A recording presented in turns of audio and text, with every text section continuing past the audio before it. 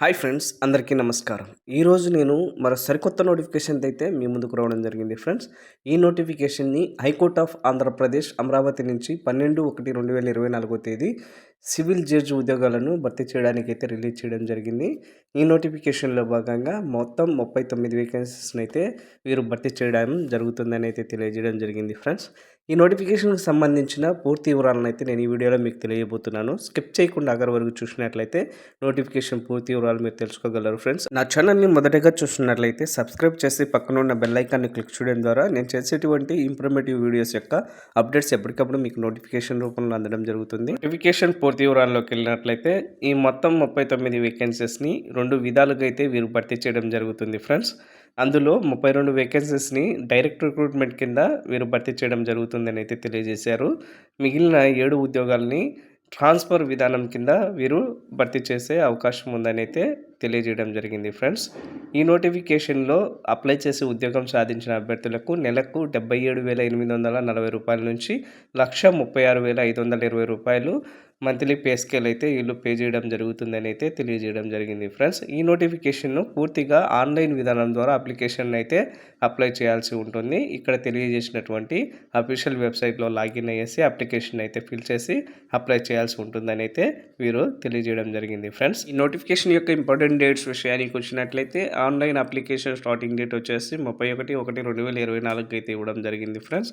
Closing date of the application వచ్చేసి 1/3/2024గా ఇవ్వడం జరిగింది.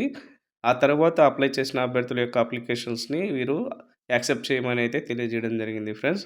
హాల్ టికెట్ డౌన్లోడ్స్కి వచ్చేసి స్క్రీనింగ్ టెస్ట్కి 15/3/2024 తేదీ అయితే అఫీషియల్ వెబ్సైట్లో అవైలబుల్లో ఉంటాయని అయితే తెలియజేయడం జరిగింది. కంప్యూటర్ బేస్డ్ టెస్ట్ డేట్ వచ్చేసి 13/4/2024 కండక్ట్ చేయబడుతుందని అయితే వీరు తెలియజేయడం జరిగింది ఫ్రెండ్స్. ఈ ఎగ్జామ్కి సంబంధించి కీ 18/4/2024 రిలీజ్ చేయడం అయితే జరుగుతుందని తెలియజేయడం జరిగింది. ఈ నోటిఫికేషన్కు సంబంధించి వేకెన్సీస్ విషయానికి వచ్చినట్లయితే డైరెక్ట్ రిక్రూట్మెంట్ కింద కేటగిరీస్ వైజ్ వేకెన్సీస్ని అయితే విభజించడం జరిగింది. అవి ఏ కేటగిరీకి ఎన్ని వేకెన్సీస్ కేటాయించారో తెలుసుకుందాం. డైరెక్ట్ రిక్రూట్మెంట్ విధానం కింద ఓసీ క్యాండిడేట్స్కి మొత్తం 11 వేకెన్సీస్ని కేటాయించారు. అందులో 3 పోస్టులని ఉమెన్స్కి కేటాయించడం జరిగింది. ఒక పోస్ట్ని పీడబ్ల్యూబీడీ క్యాండిడేట్స్కి అయితే కేటాయించడం జరిగింది ఫ్రెండ్స్.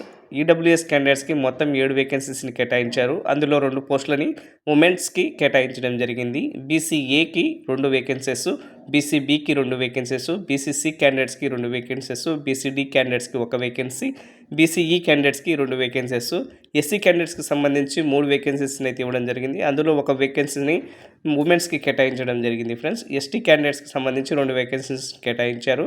మొత్తం 32 వేకెన్సీస్ పర్మనెంట్ డైరెక్ట్ రిక్రూట్మెంట్ కింద ఇవ్వడం జరిగింది. అలాగే ట్రాన్స్ఫర్ విధానం కింద ఓసీ క్యాండిడేట్స్కి 5 వేకెన్సీస్ని కేటాయించారు. ఎస్సీ క్యాండిడేట్స్కి 1, ఎస్టీ క్యాండిడేట్స్కి 1, మొత్తం 7 వేకెన్సీస్ని ట్రాన్స్ఫర్ విధానం కింద ఈ నోటిఫికేషన్లో భర్తీ చేయడం జరుగుతుంది. ఈ నోటిఫికేషన్కి సంబంధించి ఎడ్యుకేషనల్ క్వాలిఫికేషన్ విషయానికి వచ్చినట్లయితే డైరెక్ట్ రిక్రూట్మెంట్కి సంబంధించిన వేకెన్సీస్కి ఒక రకమైన ఎడ్యుకేషనల్ క్వాలిఫికేషన్ ఇవ్వడం జరిగింది. ట్రాన్స్ఫర్ రిక్రూట్మెంట్కి సంబంధించి ఒక రకమైన ఎలిజిబిలిటీని అయితే అడగడం జరిగింది ఫ్రెండ్స్. ఫస్ట్ డైరెక్ట్ రిక్రూట్మెంట్ విషయానికి చూసినట్లయితే మస్ట్ అండ్ షుడ్గా బ్యాచిలర్ డిగ్రీ ఇన్ లాలో గుర్తింపు పొందిన యూనివర్సిటీ నుంచి ఉత్తీర్ణత సాధించి ఉండాలని అయితే తెలియజేయడం జరిగింది ఫ్రెండ్స్. ట్రాన్స్ఫర్ పద్ధతిలో భర్తీ చేసేటువంటి ఉద్యోగాలకు సంబంధించి ఎడ్యుకేషనల్ క్వాలిఫికేషన్ విషయానికి వచ్చినట్లయితే మస్ట్ అండ్ షుడ్గా డిగ్రీ ఇన్ లాలో ఏదైనా గుర్తింపు పొందిన యూనివర్సిటీ నుంచి ఉత్తీర్ణత సాధించి ఉండాలి. దానితో పాటు ఆల్రెడీ కోర్టులలో కొన్ని విభాగాల్లో పనిచేస్తున్న అభ్యర్థులు కూడా ఈ నోటిఫికేషన్కు ఎలిజిబుల్ అని అయితే తెలియజేయడం జరిగింది. ఆ కేటగిరీస్ ఏంటివో ఇక్కడ మనం చూసినట్లయితే section officer, court officer, secretary officer and account officer, court master, personal secretary to humble judge. అలాగే ఇక్కడ ఇచ్చినటువంటి ఈ కేటగిరీస్లో వర్క్ చేస్తూ ఉన్నటువంటి అభ్యర్థులు ఈ ఉద్యోగానికి అయితే అప్లై చేసుకోవచ్చు అని తెలియజేశారు. ఈ ట్రాన్స్ఫర్ విధానం కింద భర్తీ చేసే ఉద్యోగాలకు సంబంధించి ఎడ్యుకేషనల్ క్వాలిఫికేషన్ పూర్తి డీటెయిల్స్ ఈ నోటిఫికేషన్ అయితే ఇవ్వబడింది. ఈ నోటిఫికేషన్ని నా డిస్క్రిప్షన్లో ఇవ్వడం జరుగుతుంది. అక్కడి నుంచి డౌన్లోడ్ చేసుకొని ఈ యొక్క పూర్తి డీటెయిల్స్ని మీరు తెలుసుకోగలరు. అలాగే అఫీషియల్ వెబ్సైట్ని కూడా నా డిస్క్రిప్షన్లో ఇవ్వబడుతుంది. అక్కడి నుంచి మీరు డైరెక్ట్ అప్లై చేసుకోవచ్చు కూడా ఫ్రెండ్స్. నోటిఫికేషన్ యొక్క ఏజ్ లిమిట్ విషయానికి వచ్చినట్లయితే 35 సంవత్సరాలు మించకూడదని అయితే తెలియజేయడం జరిగింది. 5 సంవత్సరాల పాటు రిలాక్సేషన్ షెడ్యూల్ కులాలకి ఎస్సీ, ఎస్టీ అండ్ ఈడబ్ల్యూఎస్ క్యాండిడేట్స్కి కల్పించడం అయితే జరిగింది ఫ్రెండ్స్. అలాగే 10 ఇయర్స్ వచ్చేసి ఫిజికల్ ఛాలెంజ్డ్ క్యాండిడేట్స్కి 10 ఇయర్స్ ఏజ్ రిలాక్సేషన్ అయితే కల్పించడం జరిగింది. నోటిఫికేషన్ యొక్క అప్లికేషన్ ఫీజు విషయానికి వచ్చినట్లయితే బీసీ ఈడబ్ల్యూఎస్ ఓపెన్ కేటగిరీ అభ్యర్థులకు 1500 రూపాయలు అప్లికేషన్ ఫీజుగా ఇవ్వడం అయితే జరిగింది.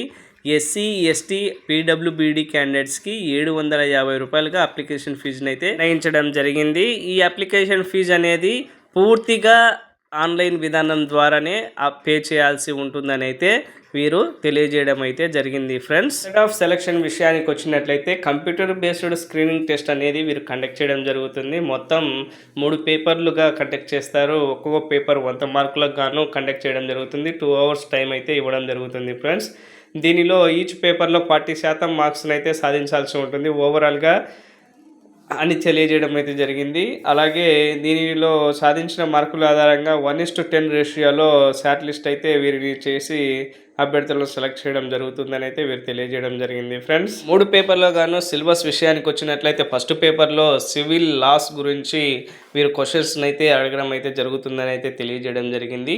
సెకండ్ పేపర్ విషయానికి వచ్చినట్లయితే క్రిమినల్ లా నుంచి వీరు క్వశ్చన్స్ అడుగుతారని అయితే ఇక్కడ వీరు తెలియజేయడం జరిగింది. ఫ్రెండ్స్, 3వ పేపర్ విషయానికి వచ్చినట్లయితే ఇంగ్లీష్ ట్రాన్స్లేషన్ టెస్ట్ ఫర్ 25 మార్క్స్కి, ఎస్ఏ వచ్చేసి 75 మార్కులకి అడగడం అయితే జరుగుతుంది. ఇందులో సాధించిన మార్కుల ఆధారంగానే అభ్యర్థులను 1:10 రేషియోలో షార్ట్ లిస్ట్ చేసి ఈ ఉద్యోగాలకి ఇంటర్వ్యూకి అయితే పిలవడం జరుగుతుందని నోటిఫికేషన్లో క్లుప్తంగా తెలియజేయడం జరిగింది. ఫ్రెండ్స్, ఈ ఎగ్జామ్కి సంబంధించి కట్ ఆఫ్ విషయానికి వచ్చినట్లయితే open category EWS candidates each పేపర్లో 55% మార్కులు తగ్గకుండా అయితే స్కోర్ చేయాల్సి ఉంటుంది. ఓవరాల్గా 60% మార్క్స్ని అయితే స్కోర్ చేసిన వారే ఈ ఉద్యోగాలకు అర్హులని అయితే తెలియజేశారు. అలాగే బీసీ క్యాండిడేట్స్ ఈచ్ పేపర్ నుంచి 50% మార్కులు సాధించాలి. ఓవరాల్గా 55% మార్కులు తగ్గకుండా ఉండాలని అయితే తెలియజేయడం జరిగింది. ఎస్సీ ఎస్టీ క్యాండిడేట్స్కి సంబంధించి 45% ఈచ్ పేపర్లో స్కోర్ చేయాల్సి ఉంటుంది. టోటల్ వైజ్ 50% మార్కులు తగ్గకుండా స్కోర్ చేసిన వారిని వీరు సెలెక్ట్ చేయడం అయితే జరుగుతుందని తెలియజేయడం జరిగింది. ఫ్రెండ్స్, ఇందులో సెలెక్ట్ అయిన వారికి ఇంటర్వ్యూకి అయితే పిలవడం జరుగుతుంది. ఇంటర్వ్యూ 50 మార్క్స్కి అయితే ఉంటుంది. అందులో సాధించిన మార్క్స్ ఆధారంగా ఫైనల్ మెరిట్ లిస్ట్ని అయితే 1:3 రేషియోలో అభ్యర్థులను సెలెక్ట్ చేసి ఈ ఉద్యోగాల్లో భర్తీ చేయడం జరుగుతుందని అయితే ఈ నోటిఫికేషన్లో క్లుప్తంగా తెలియజేయడం జరిగింది. ఫ్రెండ్స్, నోటిఫికేషన్ యొక్క కంప్యూటర్ ఎగ్జామ్ సెంటర్స్ విషయానికి వచ్చినట్లయితే గుంటూరు, కర్నూలు, రాజమండ్రి, తిరుపతి, విజయవాడ, విశాఖపట్నంగా ఇవ్వడం అయితే జరిగింది. ఫ్రెండ్స్, అభ్యర్థులు ఈ సెంటర్స్కి వెళ్ళి ఎగ్జామ్ రాయాల్సి ఉంటుందని తెలియజేశారు.